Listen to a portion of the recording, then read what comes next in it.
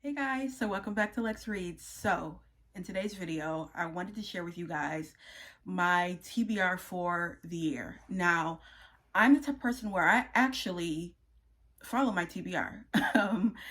Sometimes I might add books to it, like read books that weren't on there, but I follow my TBR. And I'm a type of person where I have to have like a list. I have to have structure. That's just how my mind works. And so TBRs are fantastic for me. They work well.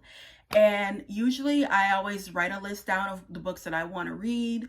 And also with me, I most of the books I do read are like backlist books. And I do read obviously some new releases, but usually what I do is if a book is a new release, I wait like months later, or even like a year later, and then read it, because sometimes the hype, I don't know, for some reason it just bothers me. So a lot of these books, they did come out in 2020 and I just waited. And again, I plan out my reading, so these books I knew I wanted to dive into. So let me just show you guys some of them. So the first one is this one. I really waited. The Vanishing Half by Bennett. Now, I actually got this book for $5 at a used bookstore, and it's brand new. But I really wanted to read this because, as you guys know, I am focusing on the Harlem Renaissance. I'm almost going to say that in every video. But I am focusing on the Harlem Renaissance, and this is kind of a bite off of Nella Larsen's Passing, and also The Blacker the Berry by Wallace Thurman. And when I, heard that, I said, oh, I have to read this. So I'm really excited. Again, this came out in 2020. It's 2022. Another one that I am so excited to read is Zara Hussein is Here by Sabrina Khan, I believe. Now, I actually read her first book. The name is, I cannot remember her first book. Rakshana. I'll put a picture up of the book, her debut book.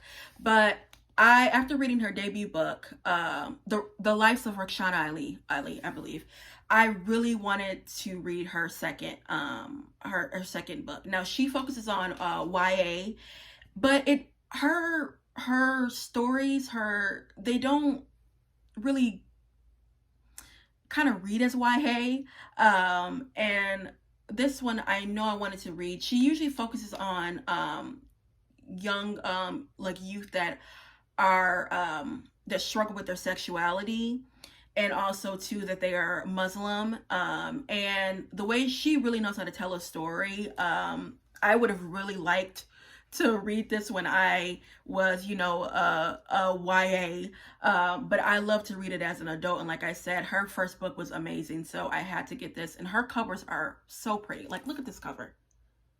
Look how vibrant that red is. Oh. The next is The Yellow Wife by Sedekwa Johnson. It's a slave narrative, I believe, but oh, and I love slave narratives, by the way. So, but I think this has a different take on it, and I just had to grab this. First of all, look at the cover. Oh my goodness. Ah. Another one is How the One-Armed Sister Swept Her House by Sheree Jones. This is a Caribbean author. Last year I kind of got into some Caribbean authors after reading Nicole Dennis Ben, Patsy. So I wanted to give this a try, and I'm so excited. Like, these covers nowadays by these authors are just fantastic. Like, look at this. So pretty. The next is The Sweetest of Water by Nathan Harris. This was an Oprah book club. I believe this is another slave narrative. So I really wanted to get into that. Yeah, that's all I can really say. The next is How Beautiful We Were by Mbola Mbwe. I read Mbola Mbwe's first novel, Behold the Dreamers, and loved it. That was also an Oprah book club. And when I saw that she had, her second book was coming out, I had to grab it. And I actually got this for Oh, 50% off. Yeah. So instead of paying like 20 something dollars, I think I paid, instead of paying 28, I paid like 13 bucks. And she's a really, really good author. She is from Cameroon.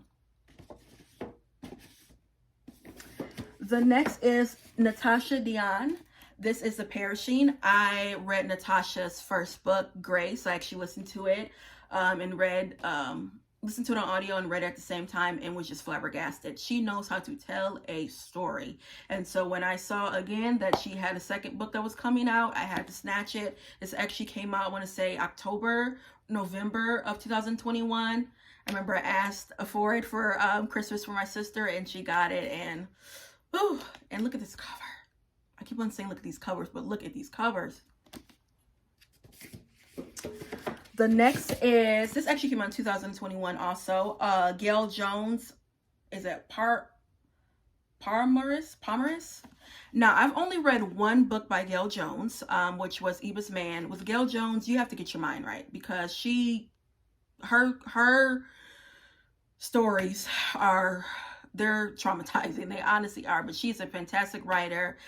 You know, fun fact, Toni Morrison actually was a publisher and discovered her. So come on now, if Toni Morrison says it's great, then you already know it's great. Okay, so I have a couple of urban fiction books.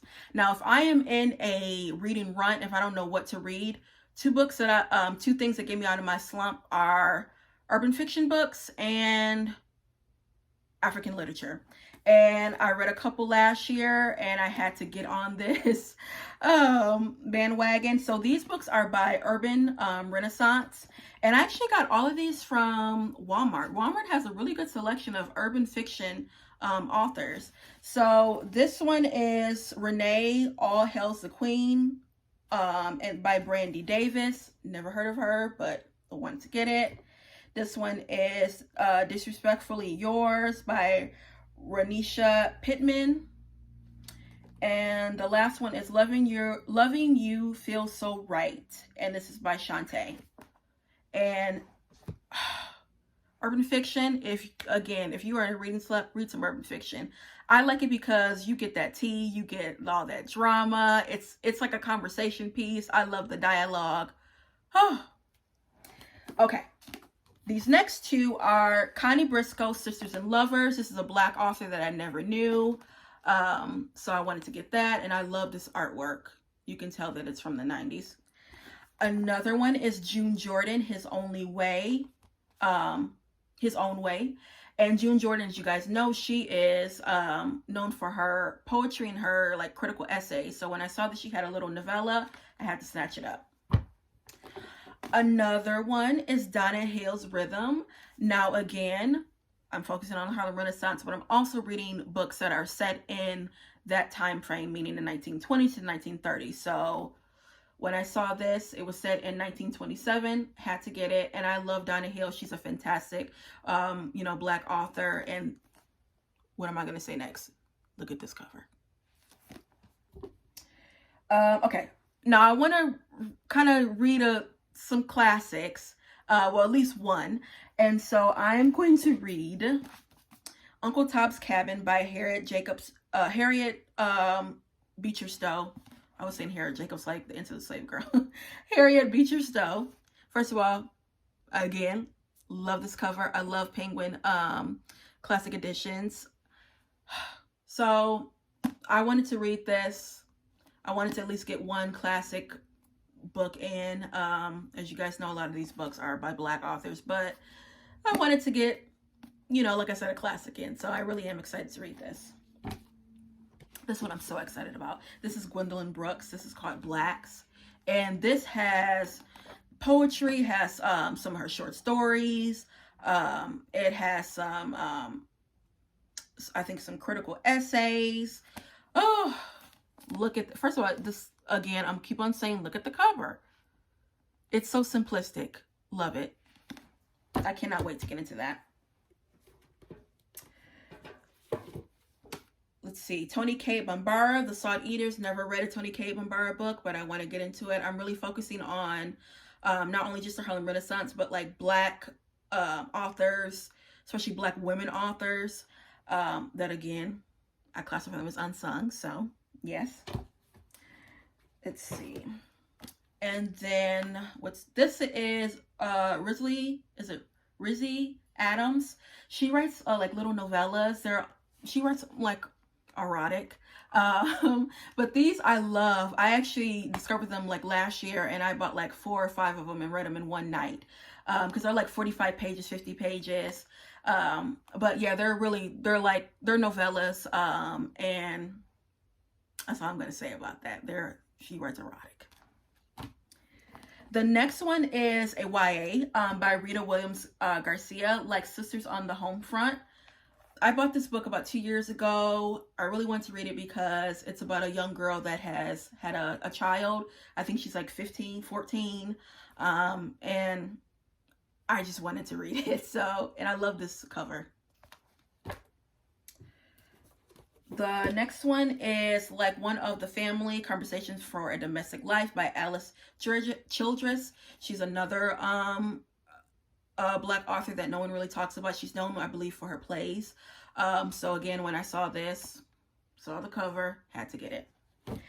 And then the rest of the books I'm going to be reading, Harlem Renaissance, and look at this basket. Yes. And Harlem Renaissance, I again love that era, and I can read them like that. So we're gonna be reading, you know, Zora, James Weldon Johnson, who else, Eric Walren. This is Tropic Death. I know Peter always talks about this from Comfy Cozy Up, so yes. Kane. I mean, I have so many, you guys, so I'll, you know, show you guys. I'll do another video of the Harlem Renaissance authors that I am going to be focusing on. And as you guys saw my little trailer that I made, so of my author project. But yeah, guys, that's all. Like I said, I do follow my TBR. It does work for me. I probably will obviously add some more books in as the year goes by, but I do know those are the books that I have to read for 2021. So usually, you know, if I read all of those, I can read other, you know, things, but I am a mood reader. But with this list that I've curated, it does help my mood. So I know if I don't want to read, you know, something heavy like maybe Toni Cade Bambara, and I want to read something that's a little light, I can do a little urban fiction. So yeah, guys, that's all I have for you, and I will see you next time. Bye.